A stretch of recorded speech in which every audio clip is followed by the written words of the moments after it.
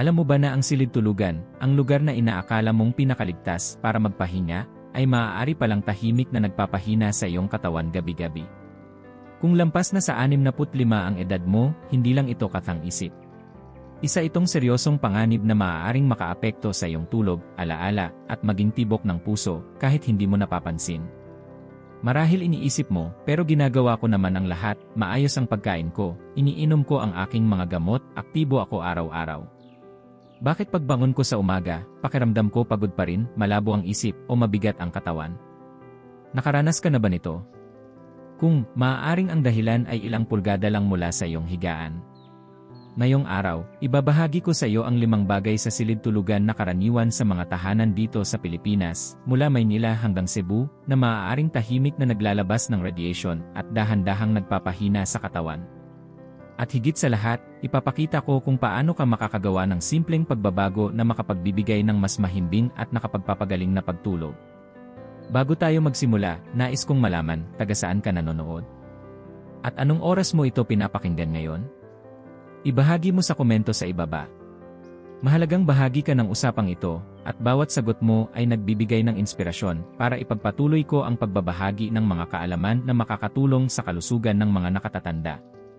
Isipin mo ito, ang kwarto mo, na dapat ay isang banal na lugar ng kapayapaan, ay maaaring may nakatagong panganib na hindi mo naririnig, hindi mo naaamoy, at halos hindi mo nakikita, ngunit sapat na upang guluhin ang iyong katawan gabi-gabi.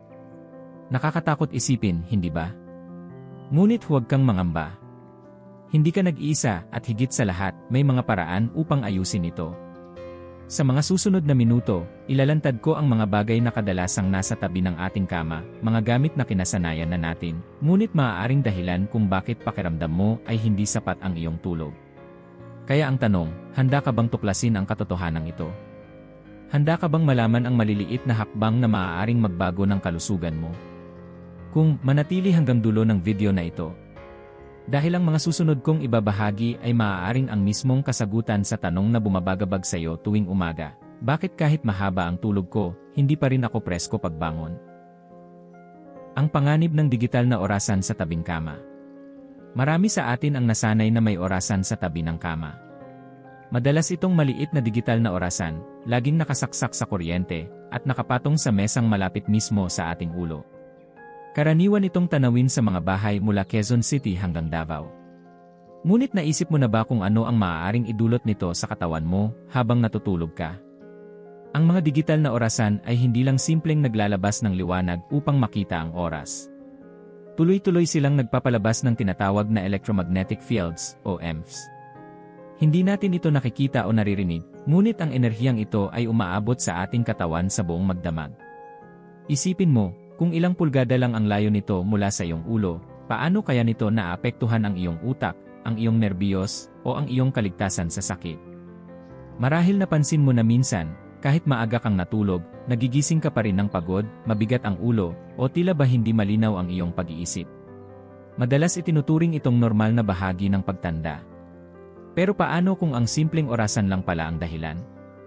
Isipin mo si Mang Ernesto, isang retiradong guro mula sa Pampanga. Sa loob ng maraming taon, lagi niyang nilalagay ang kanyang lumang digital na orasan sa mismong tabi ng kanyang unan. Hindi niya inisip na may masama itong epekto.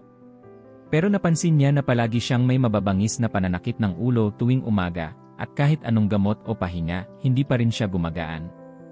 Nang alisin niya ang digital na orasan at pinalitan ito ng baterya na analog clock, unti-unting bumuti ang kanyang pagtulog. Hindi ba nakapagtataka? Isang maliit na bagay pero kayang baguhin ang kalidad ng iyong pahinga. Kung nagawa ito ni Mang Ernesto, paano kaya kung ikaw din ay mag-eksperimento? Ngayon, baka itanong mo, pero paano kung kailangan ko pa rin makita ang oras? Madali lang. Maaari kang gumamit ng simpleng analog na orasan na gumagamit ng baterya. O kaya, ilayo ang digital na orasan ng hindi bababa sa 2 metro mula sa iyong kama. Simple lamang na hakbang, ngunit maaaring makapagbigay ng malaking ginhawa sa iyong katawan. Kaya tanungin kita, hindi mo ba naisubukan ang ganitong pagbabago ngayong gabi? Hindi mo ba gustong maranasan ang paggising na tunay na magaan ang pakiramdam, malinaw ang isipan, at mas handa sa bagong araw? Tandaan, ang silid tulugan ay dapat na santuwaryo, hindi pinagmumulan ng lihim na panganib. Wi-Fi sa silid tulugan, tahimik na panganib sa matatanda. Karaniwan na sa maraming tahanan dito sa Pilipinas na may Wi-Fi router sa loob mismo ng silid tulugan. Para sa ilan, praktikal ito, madali kang makakakonekta sa internet, lalo na kung gusto mong manood ng videos bago matulog o makipag-chat sa mga apo sa gabi. Pero naisip mo na ba kung ano ang epekto nito sa katawan, lalo na kung higit 65 ka na? Ang Wi-Fi ay hindi lang simpleng koneksyon. Habang nakabukas ito buong magdamag, patuloy din itong nagpapalabas ng pulsed radio frequency waves. Hindi natin nakikita, hindi natin naririnig, pero ang alon na ito ay dumadaan sa katawan natin, partikular sa utak, habang natutulog tayo. Alam mo ba na habang tumatanda, humihina ang tinatawag na blood-brain barrier? Isa itong proteksyon ng ating utak laban sa mga nakakasamang sangkap sa dugo. Kapag ito'y mas nagiging marupok, mas madaling makalusot ang mga puwersang nakakasagabal, at dito pumapasok ang epekto ng Wi-Fi. Isipin mo si Aling Rosario, isang 70 anyos na lola mula sa Iloilo. Mahilig siyang makipag-video call gabi-gabi, kaya't inilagay niya ang router sa tabi mismo ng kanyang aparador sa kwarto. Hindi niya akalaing ito ang dahilan kung bakit unti-unting lumabo ang kanyang memorya. Madalas niyang malimutan ang simpleng bagay, tulad ng saan niya inilagay ang salamin o ang oras ng kanyang pag-inom ng gamot. Bukod pa rito, nakaramdam siya ng kakaibang pagbilis ng tibok ng puso at paminsang pagkahilo. Noong payuhan siya ng kanyang doktor na ilipat ang Wi-Fi router sa sala, malayo sa kanyang higaan, sinubukan niya. Gumamit din sila ng outlet timer para otomatikong patayin ang router tuwing gabi. Alam mo ba ang nangyari? Sa loob ng ilang linggo, bumuti ang kanyang tulog. Nagising siya ng mas malinaw ang isip at mas magaan ang pakiramdam. Ngayon, baka itanong mo, hindi ba mas maginhawa na naka-on ang Wi-Fi 24 oras? Maginhawa, pero kailangan ba talaga habang natutulog? Hindi ba't mas mahalaga ang kalusugan kaysa sa ilang oras ng tuloy-tuloy na internet? Maaari kang gumamit ng simpleng paraan, ilipat ang router sa ibang kwarto, o kung hindi kaya, gumamit ng timer upang ito'y otomatikong mamatay habang natutulog ka. Subukan mong isipin, hindi kaya isa ito sa dahilan kung bakit lagi kang groggy paggising? Hindi ba nakakapagtaka na kahit maaga kang natulog, tila ba hindi ka pa rin nakapahinga?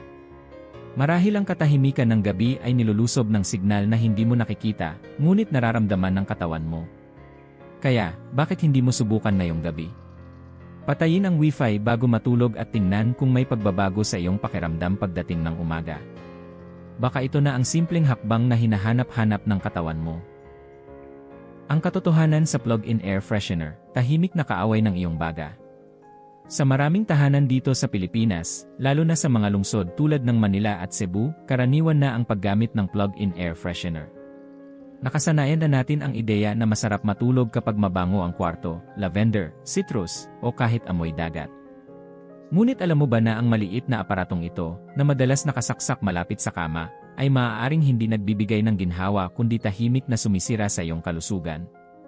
Ang mga plug-in air freshener ay hindi lang naglalabas ng bango. Habang nakasaksak sila, patuloy din silang nagpapalabas ng electromagnetic radiation, EMFs. Kasabay nito, may inilalabas din silang tinatawag na volatile organic compounds, mga kemikal na napakaliit at madaling malanghap. Kung gabi-gabi itong pumapasok sa baga mo, paano kaya nito naapektuhan ang iyong paghinga? Isipin mo si Aling Teresa, isang 72 anyos na balo mula sa Quezon City. Mahilig siya sa bango ng lavender, at halos bawat silid sa bahay niya ay may plug-in freshener. Pero napansin niya na unti-unti siyang nagkaroon ng tuyong ubo na hindi mawala-wala. Akala niya allergy lang, kaya't bumili pa siya ng humidifier at uminom ng tsaa gabi-gabi. Ngunit walang nagbago. Isang linggo nang tumira siya sa bahay ng kanyang anak sa Laguna, walang kahit isang air freshener, at doon niya napansin ang malaking kaibahan. Ang kanyang ubo ay halos nawala at mas gumaan ang kanyang paghinga. Nakakagulat, hindi ba? Isang bagay na inaakala mong nagbibigay ng ginhawa, pero siya palang sanhi ng iyong paghihirap. Kaya't itanong natin, may plug-in air freshener ka ba sa iyong silid ngayon? Hindi kaya ito ang dahilan kung bakit lagi kang barado ang ilong o hirap sa paghinga paggising? Ang totoo, habang tayo'y tumatanda, humihina ang ating baga. Mas sensitibo na ito sa kahit maliliit na irritants. Ang dating kayang tiisin ng mas batang katawan ay nagiging mas mapanganib sa matatanda. Ang simpleng bango sa kwarto ay maaaring magdulot ng paminsan-minsang pag-ubo, Pero sa mga senior, maaari itong humantong sa mas matinding problema, tulad ng talamak na pamamaga o hirap sa paghinga. Ngayon, marahil iniisip mo, kung aalisin ko ang air freshener, paano ko mapapanatiling mabango ang bahay? May mga alternatibo na hindi lang ligtas kundi mura pa. Subukan ang simpleng baking soda sa isang mangkok na kayang sumipsip ng amoy. O kaya, ilang patak ng essential oil sa bulak na ilalagay sa mesa sa kabilang dulo ng kwarto. Maging ang pinatuyong dahon ng pandan o bulaklak ay maaaring magbigay ng banayad at natural na amoy na hindi nakakasama. Kaya, ang tanong, bakit hindi mo subukan ngayong gabi na alisin ang plug-in air freshener? Bakit hindi mo bigyan ang iyong baga ng pagkakataong makahinga ng maluwag at makita kung mas maaliwalas ang iyong paggising bukas? Hindi ba't mas mahalaga ang kalusugan kaysa sa artipisyal na bango? Ang katotohanang hindi mo alam sa electric blanket at heating pad. Sa maraming tahanan dito sa Pilipinas, lalo na sa mga lugar na malamig gaya ng Baguio o Tagaytay, karaniwan ang paggamit ng electric blanket o heating pad para labanan ang ginaw sa gabi. Para sa mga matatanda, napakalaking ginhawa nito, nagbibigay init, nagpapakalma ng masakit na kasukasuan, at nakakatulong makatulog. Pero naisip mo na ba kung ano ang kapalit ng init na ito? Ang mga electric blanket at heating pad ay gumagana sa pamamagitan ng kuryente na dumadaloy sa mga manipis na kawad sa loob ng tela. Habang nagbibigay sila ng init, lumilikha din sila ng electromagnetic fields, EMFs. Ang ibig sabihin, habang natutulog ka, hindi lang init ang bumabalot sa katawan mo, kundi pati na rin radiation na hindi nakikita. At tandaan, nakadikit mismo ito sa balat mo, sa dibdib, tiyan, binti, kaya tuloy-tuloy ang pagdapo ng enerhiya sa katawan buong magdamag. Alam mo ba na habang tumatanda, mas nagiging sensitibo ang ating katawan sa ganitong uri ng stress? Kung sa mas batang tao ay hindi agad nararamdaman, para sa senior, maaari itong magdulot ng mas matinding epekto, pamamaga, hindi maayos na ritmo ng puso, at mas mababaw na tulog. Naranasan mo na bang magising ng masakit ang tuhod o balikat kahit maayos ang tulog mo? O biglang nagising na may kakaibang kabog sa dibdib? Ganito ang nangyari kay Mang Ramon, isang 74 anyos na retiradong magsasaka mula sa Benguet.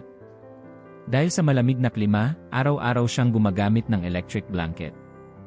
Ngunit unti-unti, napansin niyang mas naninigas ang kanyang mga kasukasuan tuwing umaga at mas madalas ang kanyang pagkahapo. Nang ipayo ng kanyang doktor na subukan ang mas natural na alternatibo, flannel sheets, makapal na kumot at hot water bottle, napansin niya ang malaking pagbabago.